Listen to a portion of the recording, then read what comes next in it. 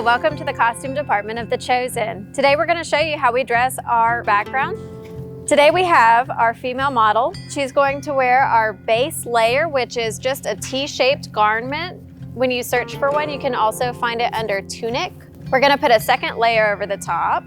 What we have right here is just a scarf that's cut in a T-shape. You can also use a little robe or kimono. Try to find contrasting colors that are complementary, but also nothing too bright, nothing too overly patterned or distracting. We really like these muted colors, anything that can be dyed with vegetables in the desert. Next, we have her belt. We're gonna start in the front, wrapping from the front to back, and then tying in the front again. You can tie in the front middle or off to the side if you want a little bit of a different style. And a belt's not necessary, but if you have one on, it's nice to blouse up the outfit and give it a little bit more of a shape. On this particular look, we're gonna throw a scarf over the shoulder. This one has a nice subdued pattern. It has a colored stripe running through it. And I'm gonna tuck it into the front of the belt just so that she can have a little bit more security for when she's walking around the set all day long. The back we're just gonna throw over the shoulder, and that gives her a little more color and texture. And finally, for our women of first century, they always had to have their hair covered, so make sure that you don't forget your headscarf. If you would like to embellish your look with some jewelry, we love the jewelry that is wooden beads, shells, subdued colors, and this one also has some lovely brass beads on it. Charlotte has some beautiful bracelets that are made out of stone and wire, and you can find those at thrift stores, TJ Maxx, any kind of store with jewelry. For her shoes, we're going to do a leather sandal. We're avoiding zippers and buckles, anything overly shiny, no glitter or rhinestones.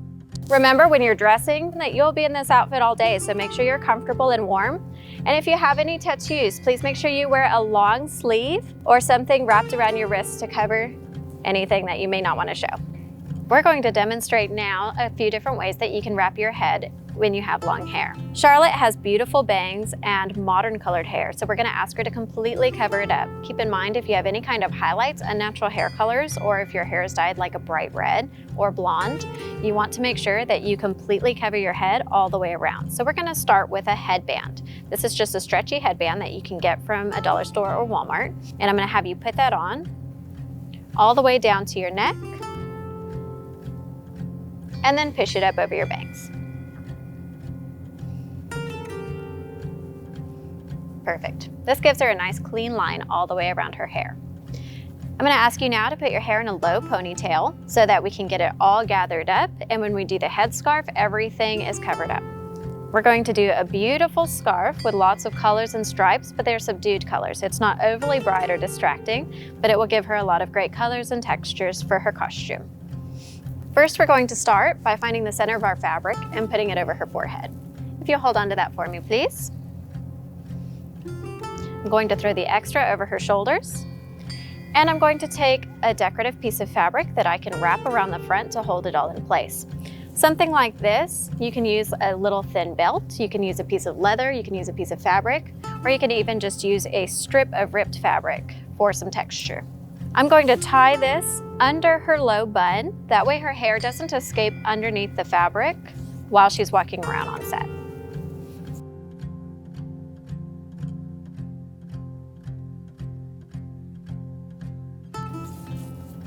First, I'll just do a simple knot and throw the edges over her shoulders. You can let go. This is the easiest way to get your hair completely covered. Another way that you can add a little bit more color and design to your look is to take your piece of fabric and wrap it back and forth in a crisscross braid down the length of the piece of fabric that's hanging. With this look, your fabric will actually hang down your back,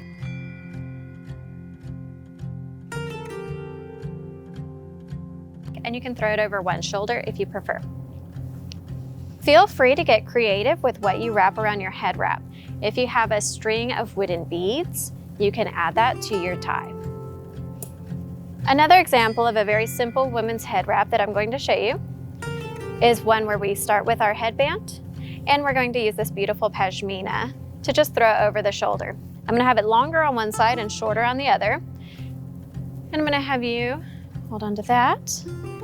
I'm going to take the long side, put it over her shoulders, wrap it around, and have the short side laying on top to hold it in place. This is also a great way to cover up any underlayers you may be wearing that could potentially show underneath your costume. You can also add a decorative head tie to this type of wrap.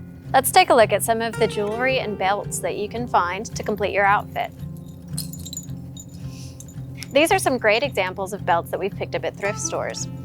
We have some beautiful braided leathers that add a lot of color and texture. This one has wooden beads. We love colors as long as you stay away from harsh, bright colors or neon tones. You can also choose to do some metal embellishment belts as long as they're not super bright gold or super bright shiny silver. We have also found some pieces that have a great combination of textures and metals and braids. Other ways to add colors and textures to your looks is if you choose to do belting with ripped fabrics that are shredded. You can add a little bit of shred to them by throwing them in the washing machine after having ripped them without finishing the edges. You can use these also on your head wraps and as ties around your wrists. You may also choose to use some rope. We have a beautiful natural jute rope here. Just make sure that if you choose to do a rope as a belt, that it is comfortable and not overly heavy so it doesn't dig into your skin throughout the day.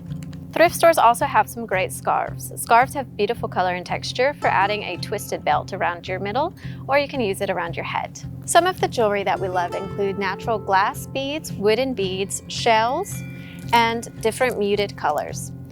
These beads were picked up at different antique and thrift stores, and you can also find jewelry with a lot of layers at your local fashion retailers. We love a great medallion. Just make sure you stay away from any kind of overly synthetic looking jewels. You don't want a super sparkly medallion with bright colored jewels or anything that looks like a fake diamond because it will catch too much sunlight and glint. You want to make sure that your metals are not super bright gold or silver. Brass and muted metals are beautiful. We've also found some pieces with great wooden beads of different colors. If you choose, you may also go to a hobby store. They have a lot of different options for different kinds of wooden, metal, and glass beads, and you can put together your own unique look. We have here some examples too of shell bead necklaces that are easy to find just about anywhere. These necklaces also feature an array of different kinds of coins. That adds a great vintage texture and feel to your look.